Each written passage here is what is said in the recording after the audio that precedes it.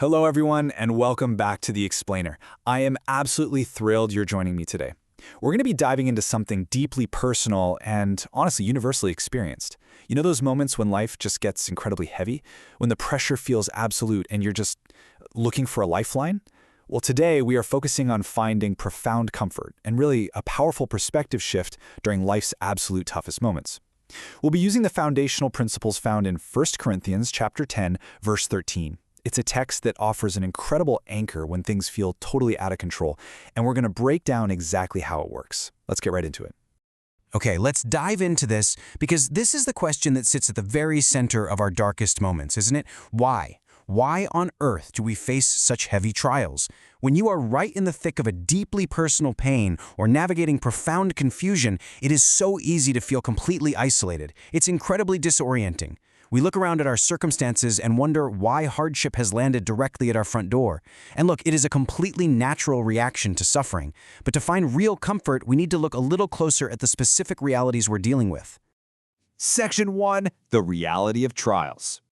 Before we can even talk about comfort, we absolutely have to validate the actual, specific struggles that we face on a micro, day-to-day level. We aren't just talking about abstract, philosophical suffering here, right? We are talking about real-world friction that just drains our energy and tests our resolve. The source text identifies incredibly specific forms of hardship. Are you facing government opposition? Man, that is a massive, stressful weight. What about economic hardship? Wondering how ends will meet is an agonizing daily pressure.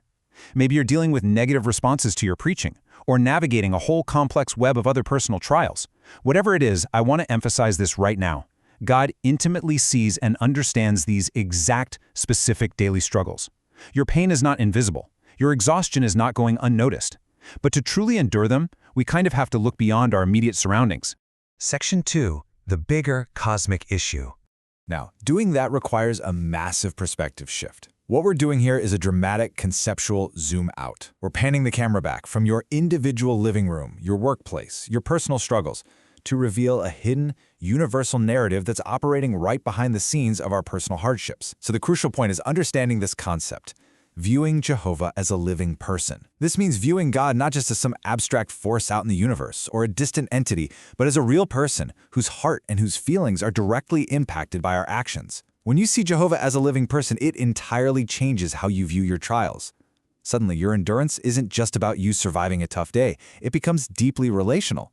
Your actions actually matter to him on an emotional level. Section 3. Proving the devil a liar. Because once we establish that our relationship with Jehovah is deeply personal and real, we begin to see our trials as part of a much bigger issue between Jehovah and Satan. There is a cosmic challenge that's been laid down, a universal battle highlighted long ago in accounts like Job chapter 1 and Proverbs 27. Now, what's really interesting about this slide is how clearly this contrast frames the actual battlefield. On one side, we have Satan's claim that when we suffer hardship, we will abandon Jehovah. Satan is essentially saying that our loyalty is completely conditional, that if things get tough, we'll just walk away. But look at the believer's response. Dealing with our trials successfully actually shows our love for Jehovah. Do you see what happens here? Your personal endurance just turned into a heroic defense of your faith. You are standing on a universal stage. And this brilliantly illustrates the ultimate victory, proving the devil a liar. Dealing with your trials successfully directly disproves his claim. It takes suffering, which so often feels pointless and random, and transforms it into a deeply meaningful opportunity. Your quiet, daily endurance of economic hardship or opposition isn't just you getting by. It is an active, powerful statement that completely shatters Satan's accusations. Section 4. God will provide strength. Now, understanding that cosmic scale is empowering for sure, but we have to bring this back down to the personal, micro level. Because taking on a cosmic challenge sounds daunting, but you are not expected to do it on your own. There is an ultimate comfort and a divine promise specifically provided for your exact hardships. I want you to just read this massive, beautiful quote with me and let the absolute certainty of it wash over you. God is faithful, and he will not let you be tempted beyond what you can bear, but along with the temptation, he will also make the way out so that you may be able to endure it. That is 1 Corinthians 10:13. He will never, and let me repeat that, he will never let you be tested beyond your limits.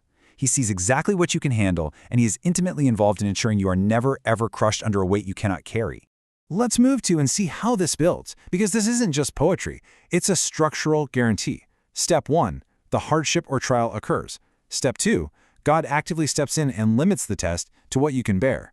Step 3, God provides the way out and gives you the exact strength you need. And finally, Step 4, because of his intervention and your reliance on him, you successfully endure. He literally guarantees the mechanics of your endurance. And that brings us to our final, incredibly powerful summarizing thought. When you endure, you aren't just surviving.